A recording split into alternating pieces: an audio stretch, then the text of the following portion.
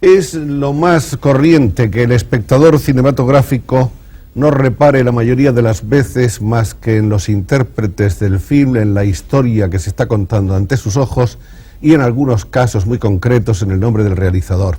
Pero son pocos, eso se queda ya un poco reservado para los cinéfilos entusiastas, quienes conocen el nombre del operador, del jefe de la fotografía del film, del hombre que ha hecho posibles todas esas imágenes. Estamos hoy con uno de los más grandes operadores jefe u operadores cinematográficos o cameramas del cine. Estamos ante Néstor Almendros, del que puede darnos una idea el hecho de decir que ha sido jefe de fotografía de Eric Rohmer en una serie de películas que van desde Saint-Germain-des-Prés a Nadia en París, una estudiante de hoy, La coleccionista, Mi noche con Maud, La rodilla de Clara y El amor a mediodía y tantas otras que encontraremos más tarde en la filmografía de Néstor. Con François Truffaut ha filmado El pequeño salvaje, Domicilio conyugal, Dos inglesas y El amor. Encontraremos unos títulos más por aquí ahora. Historia de Adela H. Encontramos también El hombre que ama a las mujeres. Hay una última película de Rossellini, la última película de Roberto Rossellini, que también la hizo Néstor, que se llama Plateau Beaubourg. Y hay otras muchas de Jack Nicholson, de Barbet Schroeder, una de Vicente Aranda, de Marguerite Duras, de Liliane Dreyfus, de Jean-Claude Brialy, etcétera, etcétera. Quiere decirse que el vademecum artístico, biográfico de nuestro amigo Néstor Almendros es importante.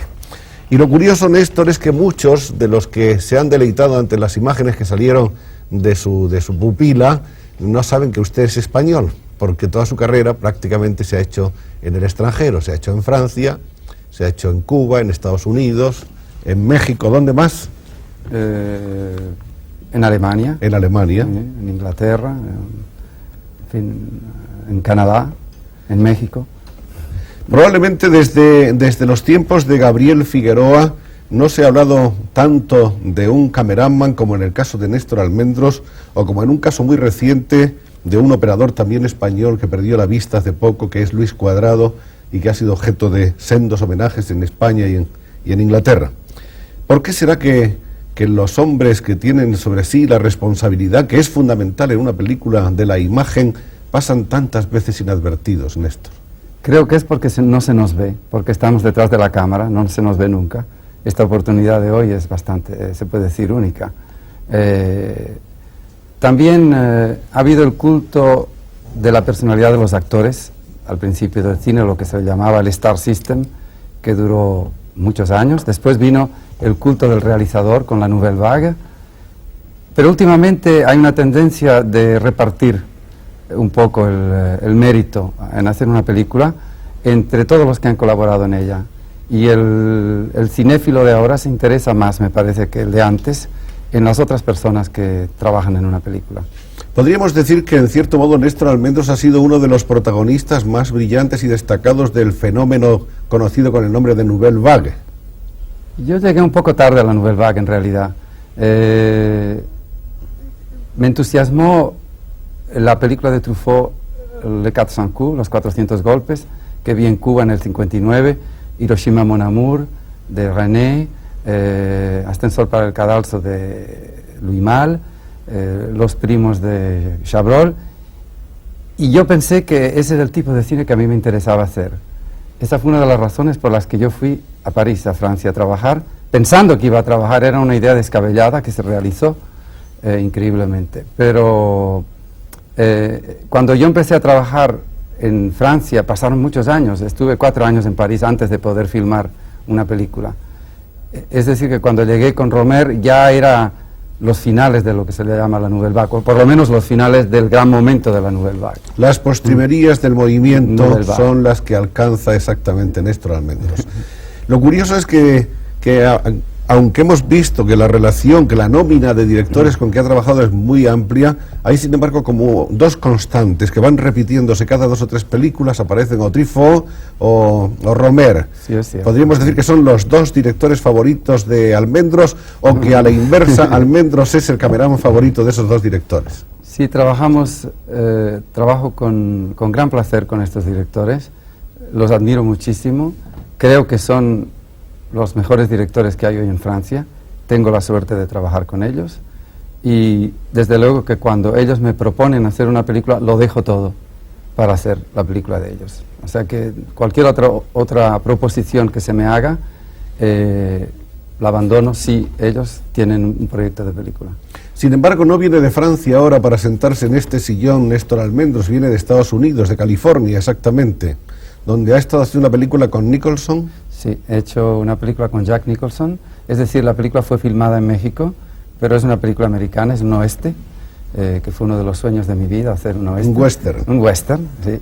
Y esta película ahora está ya en sala de montaje. Yo fui a California para ver la primera copia de la película, lo que le llaman el copión, creo, aquí en España. La copia cero. La copia cero, exacto. Entonces, para ver y comentar con él algunas tomas que me podían parecer, hasta dar mi opinión técnica sobre el trabajo artístico que él había hecho, de ensamblaje de toda la película. ¿Y cómo ha visto Néstor esta última obra suya? Estoy muy entusiasmado. Me parece que el western es un poco la comedia del arte americana, en el sentido de que hay personajes que se repiten como Colombina o como Arlequín. Siempre hay pues el sheriff, el malo, el bueno, y Nicholson ha utilizado conscientemente estos lugares comunes, pero en un tono de farsa, porque la película es muy cómica. Nos hemos reído mucho haciéndola y pienso que el público se reirá mucho viéndola, esperamos. La historia de Néstor Almendros es muy interesante y vamos a caer sobre ella dentro de unos minutos. A mí me parece que sería bueno empezar, sin embargo, por conocer algunos puntos de vista relacionados con la experiencia de trabajo que tiene Néstor. Por ejemplo, vamos a referirnos a Romer. ¿Cómo trabaja Romer? ¿Cómo es él? Romer es un hombre muy culto, para empezar. Es un hombre que, cosa rara dentro del cine, un hombre que tiene una cultura clásica, puede leer el griego y el latín directamente en el original, y es un hombre muy cuidadoso, muy meticuloso. Prepara las películas con 2 años de anticipación,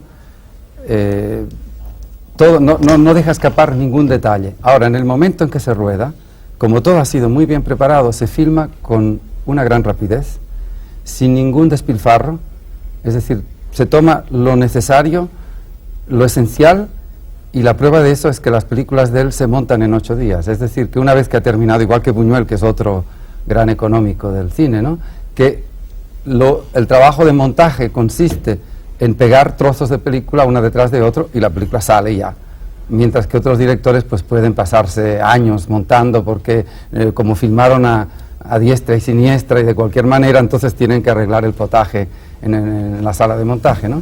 Entonces Romer es un hombre que trabaja, como para continuar el discurso, primero los actores ensayan antes de la filmación como si fuera una obra de teatro todas las escenas de la película, de forma que los actores, cuando llegan al plató, ya no tienen que estar luchando con el texto ya lo tienen sabido y entonces lo único es filmarlo de la forma más sencilla posible. Pero el texto que ha trabajado con sus actores previamente, Romer, ¿lo ha trabajado como si fuese una secuencia, es decir, como la historia completa, o por el sistema clásico del cine de esta escena hoy y esta otra mañana? Sí, hay pequeñas rupturas, es decir, vamos a la escena tal, después a la escena tal, sí, pero cada escena se va haciendo se va estudiando. Se va estudiando, por lo menos en la Marquise d'O, la Marquesa de O, se hizo así, como si fuera una obra de teatro. Ahora, hay que decir también, la Marquesa de O no, porque es una obra clásica y respetó el diálogo de von Kleist, pero en otras, en cambio, escribe los diálogos, tiene un sistema muy curioso. Primero, escribe el guión de la película. Después que escoge los actores, se fija en la manera de hablar de los actores, en sus tics, en sus peculiaridades. Y entonces reescribe los diálogos en función de la forma de hablar de estos actores, inclusive robándoles frases que ellos dicen todos los días. De manera que cuando los dicen, que cuando dicen su diálogo suena, claro, muy natural, porque es la forma que tienen ellos de hablar. Esa es una de las técnicas de Romer, ¿no? Lo más sorprendente de todo cuanto nos dice Almendros con respecto a Romer es eso de que tiene prácticamente la película en la cabeza, de que no hay un plano que se desperdicie, de que el montaje casi sale hecho ya del propio plató. Eso es realmente asombroso y poco frecuente, ¿no? Fíjese usted que La Colecciones, que fue nuestra primera película, se gastaron 5.000 metros de película, nada más.